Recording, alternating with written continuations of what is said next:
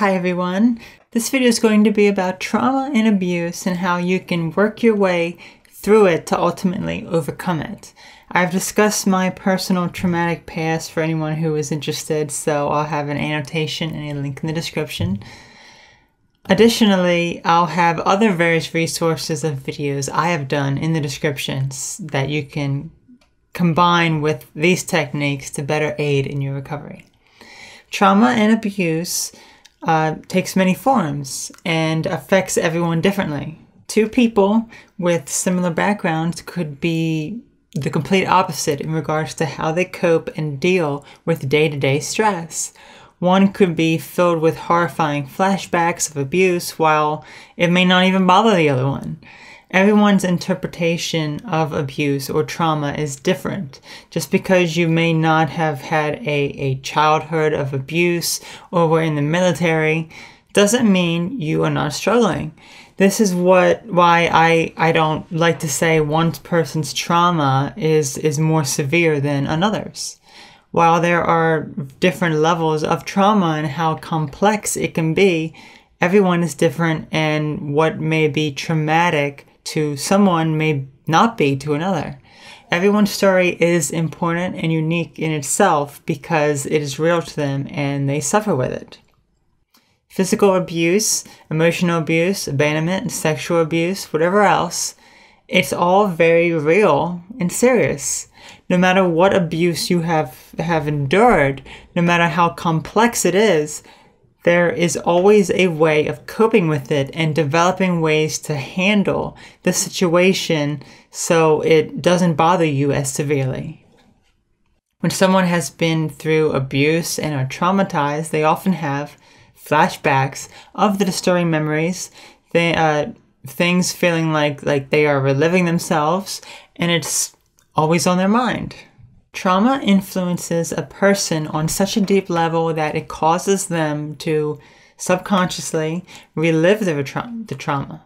It can cause someone to have nightmares, flashbacks, negative coping mechanisms, dissociation, and loss or confusion of self or identity. Post-traumatic stress disorder, or PTSD, is a serious condition that can take a very long time to get to a healthy, stable place. When someone is in the cycle that constantly relives itself, it's actually quite easy to see why. When you try not to think of something, it's all you would think about consciously. After repeated attempts, it becomes engraved in your mind.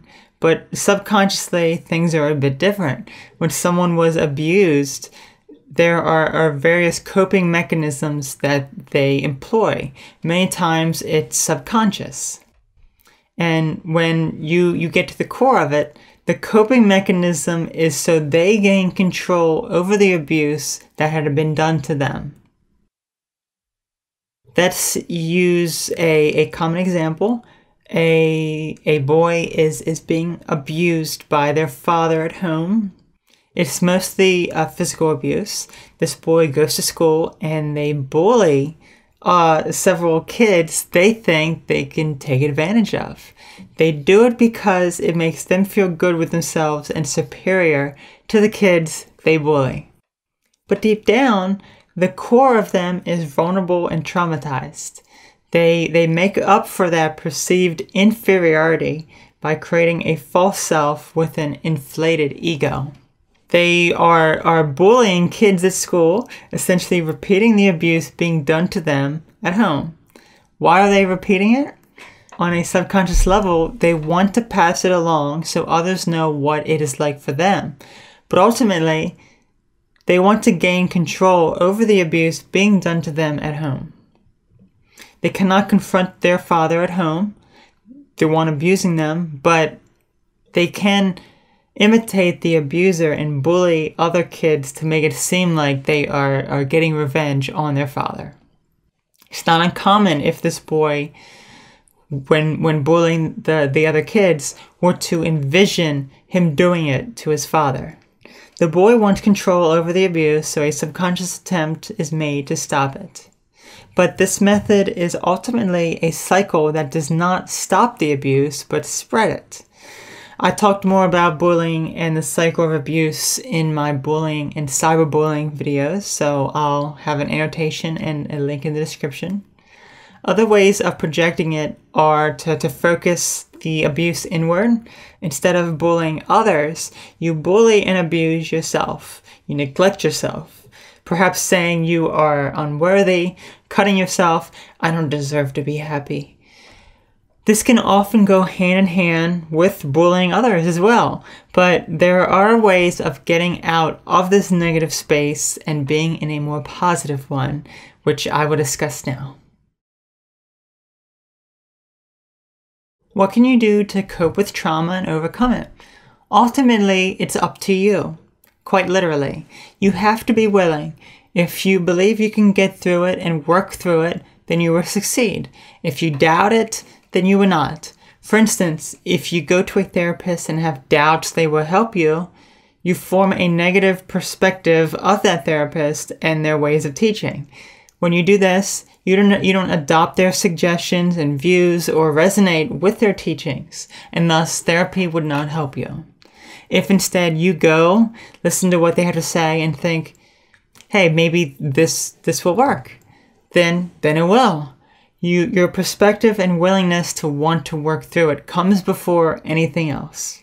If you are not willing to help yourself, then you will not achieve what you want. The answer comes from within yourself. Next, you have to eliminate any existing abuse. Let's take an example of someone who was abandoned as a child. They have great fear of abandonment and do not want it to happen to them. They are always in a relationship with someone, but each person they are with ends up leaving them and abandoning them. They are reliving their trauma over and over again. It's obvious why this is happening to them. For one, they have the fear of abandonment. It's always on their mind. They have not overcome their abandonment issues from the past, so subconsciously, they choose partners that will ultimately abandon them so they can overcome that traumatic memory of abandonment in the past. Ask yourself, if you were abused in the past, are you with someone today that is doing the same to you? Are you reliving it? The types of connections we form and people who are in our lives are a reflection of how we perceive ourselves. So if you have great fear of abandonment, you will attract people that will abandon you. If you were physically abused in prior relationships and are with someone now that is doing the same, you are reliving your trauma.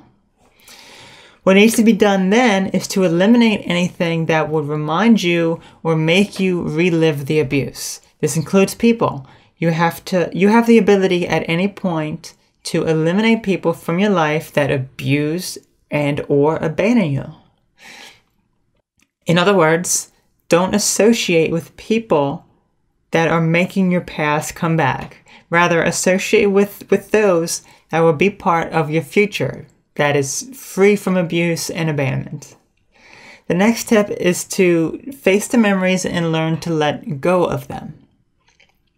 The only way you can overcome the memories is to face them. If you deny or block them out, you are creating resistance and repressing those negative memories that are causing issues for you. Think of it as working at a job. You can't get paid for the job unless you do the work. No one else can do it for you. So in order for you to overcome the trauma, you have to face it. Now, this is probably the hardest part because you have to go back to those memories and essentially relive it. Feel what it's like, then let go of it. A way to mend those wounds from childhood is to go back to those traumatic memories, re-examine them, feel the emotions, memories as they were at the time, and then let it go.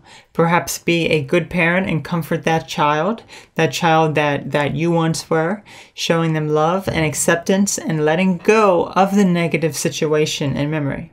Maybe even reconstruct the memory to your liking so it is positive. Don't give up until you are satisfied with how you want it to be. Rewrite the memory, feel the memory, and then associate something positive with it to rewrite it to have a positive resolve. That is essentially how you go back and rewrite the memory, so you are nurturing your past self, the one that was abused and traumatized. Another method is, let's say you are having very negative feelings and emotions. Think about getting that out somehow, positively. Perhaps write about it and channel the negativity out as you write and let go of the emotions. One person I spoke with would envision those negative memories and emotions going into a physical object and imagine it being destroyed or going away. Whatever allows you to safely let go of those emotions you are having. You don't want to force it. You want to allow it to go away. Relatedly, when those intrusive memories start to manifest in the present, you need to have a distraction to bring you back to the present. This is important as well, since when you begin to obsess over the negative memories, you start to feel worse and end up going back to the trauma. Have something in the present moment to bring you back to the present moment. In other words, it will allow you to let go of those intrusive memories by having a distraction. So for instance, just like the previous example, if you are having those intrusive thoughts, begin to focus and dedicate your attention to something else. You want to take your mind off of those negative thoughts, but you don't want to not think about it. Because when you try to not think of something, you think about it. So this is where distractions come into play. Intrusive thoughts come in. Imagine it going into an object, into your surroundings, and dissipating. Here comes another thought. Let that go into the object as well. Keep at it until you are done with it. Combine this technique with breathing exercises, relaxation techniques, anything and everything that will bring you back to the present moment and make you realize that those past memories are not reliving themselves. By focusing on your goals and understanding why those past events happened, you will let go of those past memories. Envision the person you want to be that is free from trauma and abuse and has worked through it. Who is your future self and how will you become them? By focusing on how you want to be, you will be the person given enough time and dedication. One of the most difficult things that many people who have experienced trauma may have is to look at the positive reasons why the traumatic event happened, or rather, what you learned from the experience. No matter what it was, there is something positive that has come of it if you observe and pay attention. There is always something to learn. Sometimes an important life lesson is learned, or something else entirely that is not always obvious to you. Things are not always clear on the surface, so if you dig deeper and see why it happened, what you learned from it, and ultimately use the experience to be the person you wish to be that has endured so much and is a very strong person, then things will be more comforting. Which brings me to the last point, be patient and believing in yourself. When you are in that negative downward spiral or at the bottom, the only way of being in a better place is to go back up. You can't just go from here to here. It needs to be taken one step at a time.